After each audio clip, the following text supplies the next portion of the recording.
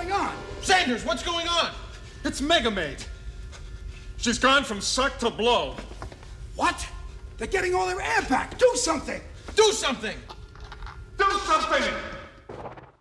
Welcome back to Thinking Critical. This is Wes, and recently we've had some kind of conflicting stories or kind of confusing stories about Valiant Entertainment as well as IDW Media Publishings. And today I wanted to kind of get into the details and see if I can flesh this out and kind of make some sense of what we're hearing as far as did Valiant shut down their building and why did IDW move on from the recent hire as publisher and fired him after like a week on the job. And with me to talk about all this is my good friend from Comics by Perch, the poobah of comics himself, Perch. How you doing? I'm doing great. Thanks for having me on. Well, I'm glad you could make it. And I do want to say this. If you're visiting the channel, it's your first time, subscribe to the channel, hit the bell for notifications. Give us a thumbs up if you enjoy this video. Give us an enormous thumbs down and some very critical feedback if you don't enjoy this conversation, because we definitely appreciate that. And Perch has his own channel. There will be a link in the video description, as well as an opportunity to subscribe to his channel in the last 30 seconds.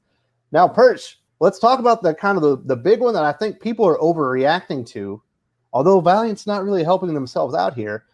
We saw a lot of news in multiple publications saying that Valiant essentially was vacating their New York headquarters. Everybody was going to work from home. I saw a lot of hot takes like, oh, Valiant's dead. I was like, well, actually, that's a pretty effective cost-cutting move. Do you really want an office in New York City right now during the pandemic? It almost seems like it's like indefinite in that area of the country, like when things are going to get back to normal. It's not like they put out an enormous amount of comic books. It's about 5 to 6 comics every month. So their staff is probably pretty small. They probably don't need an office in New York. I was like, wow, that makes a lot of sense. Yeah, absolutely. I mean, I think this is absolutely a case of a company doing probably the right thing, the smart thing, the thing that's good for their financials and everything else, and managing to screw that up. And I think we're going to get to that. But if you're a company that has an ability for employees to work from home, I mean, Google has told their people that they're going to be working from home throughout 2020. I mean, just for the rest of the year. Many companies here in California or in Seattle and Washington are saying summer of 2021 is when we're going to come back to work. People are changing up their offices. They're changing the layouts and the structures. They're letting go on leases. I mean, why pay for something you're not going to use? It doesn't make any sense. And in a lot of cases, employees are happy to work from home. Some aren't, of course, but I mean, if that's your situation and you're facing a lot of kind of tight cash, why in the world would you want to afford kind of New York real estate? That makes no sense. Put that money into the comics, into the people. It's a solid business move. However, yeah. So I'm on the same wavelength with you. So a lot of people overreacted and were all this doom and gloom speculation. Not really a lot supporting that, other than this move, which completely makes sense just thinking about it. But then they decided to like come back and say this isn't true. We're not moving. We haven't vacated our offices. And then you're like, the building's for lease in September. That's next month. You're vacating the office. I could go visit there, and see if I wanted to rent it myself right now. Come on. Why would you even say that? You're adding like fuel to the fire, like giving credence to the speculation that something terrible is going on.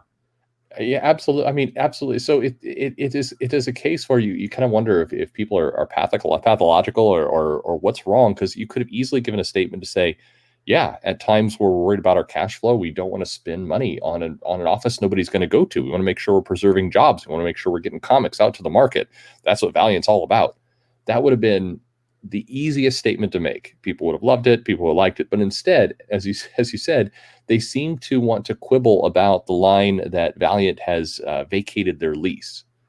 And technically, if you want to get really into the semantics of it, they're deciding to early opt out of their lease. I mean, it's the same freaking thing, and everybody knows it. And so, as you said, you could do a very quick Google search within roughly 5 seconds, find the space, see the floor plan, see that you can book an appointment right now, and see that Valiant's out of it, today, and you can move in less than 30 days.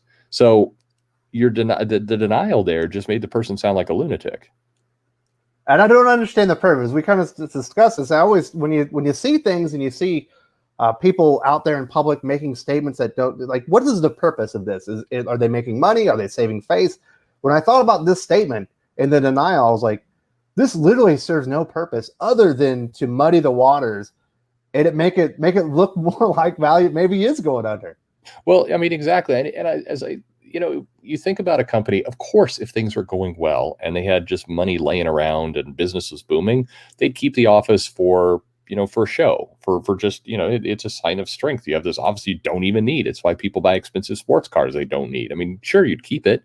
But right now, with everything that's going on with companies going under and all the news you have, that illusion is not really necessary. Nobody is going to go, oh man, I think Valiant's in a lot of trouble because they're not retaining their expensive Manhattan office. I mean, nobody's really going to give them a hard time over that.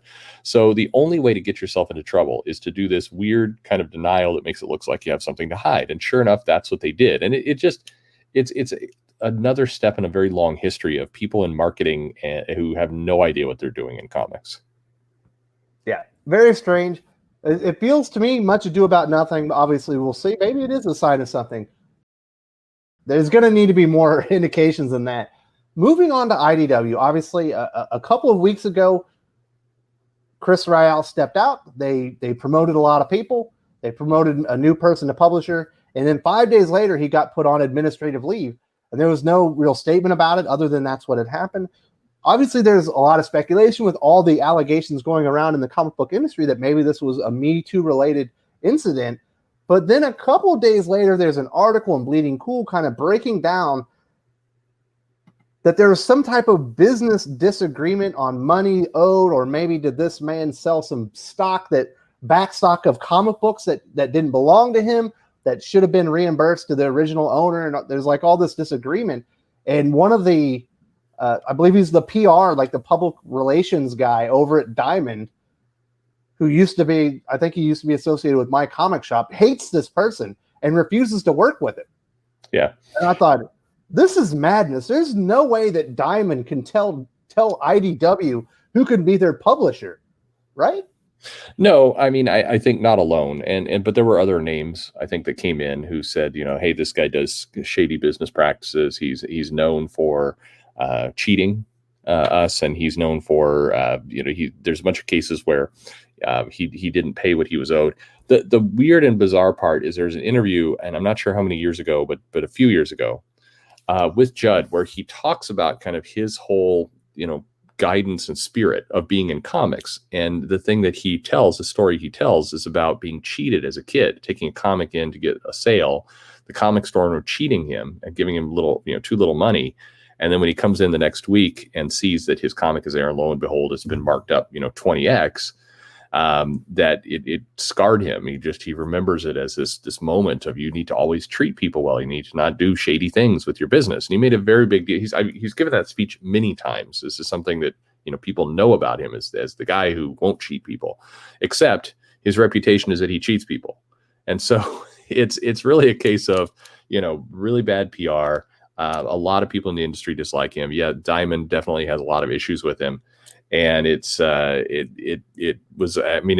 like IDW just didn't want to start off on the wrong foot, kind of right out the gate, and so they made a quick decision. Unfortunately, that also made them look ridiculous. They didn't do any vetting kind of ahead of time before they gave the guy the job. Yeah, starting out on the right foot would have been, bring him in, say, hey, do you have anything going on? Let's look at who you've done business with in the past and see what they have to say about you. See if you're the right man for the job. Just be like, we think you're the one.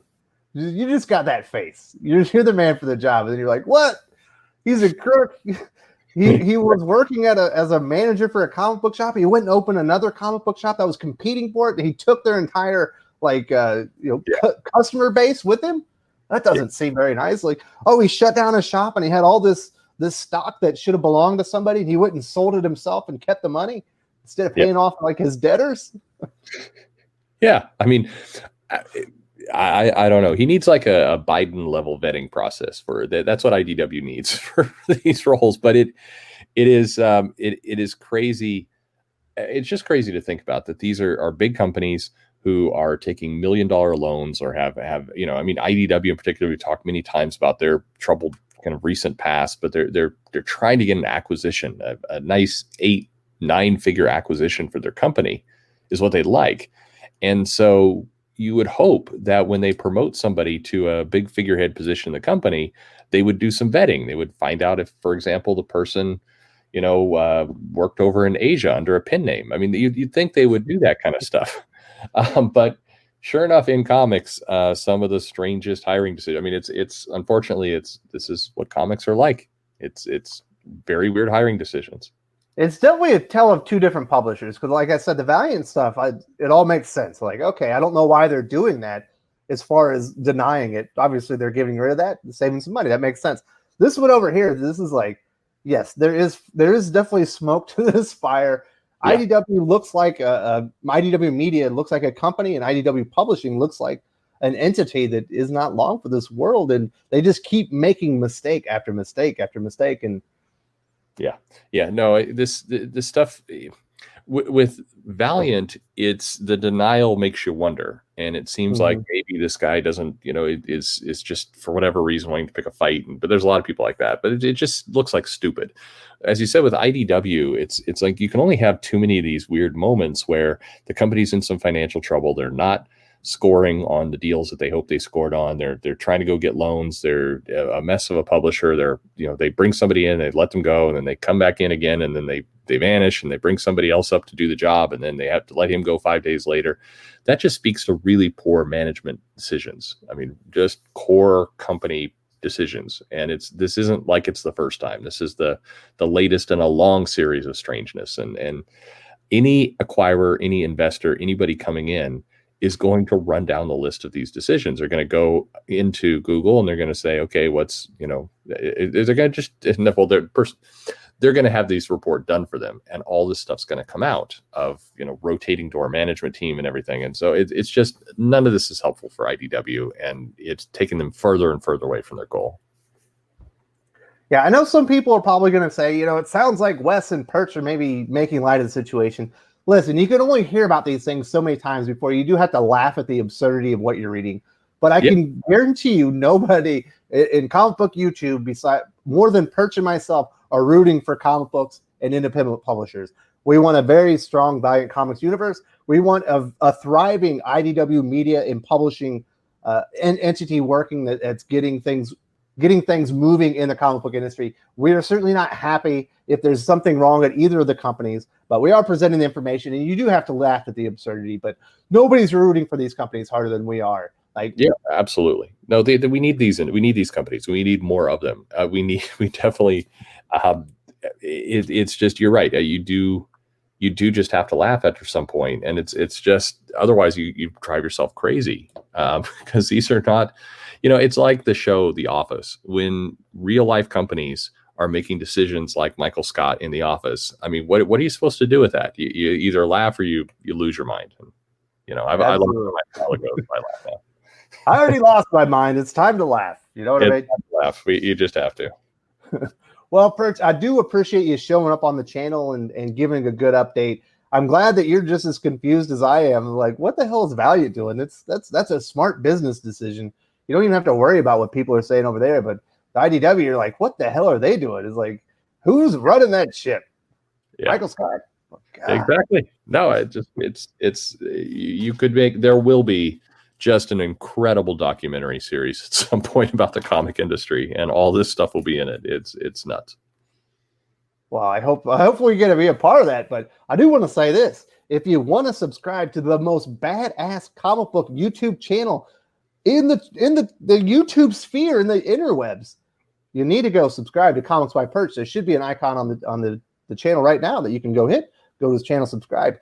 He's bringing 2 to 3 videos about comic books daily on his channel. And between Perch and myself, you're getting well over an hour's worth of content at a minimum every single day. Yeah, and if you haven't subscribed to Thinking Critical, you're also nuts. What are you doing? You're pulling an IDW. So get on there and subscribe to this channel as well. Absolutely. If you enjoyed this video, please give it a like. I would appreciate it very much. It helps us attract more views for the channel. Subscribe for future commentary, comic book news, and reviews. And don't forget to ring the bell for notifications. If you want to talk comics, movies, and much, much more, you can follow me on Twitter at Wes_from_TC. With that, Salamat Po, and I'm out.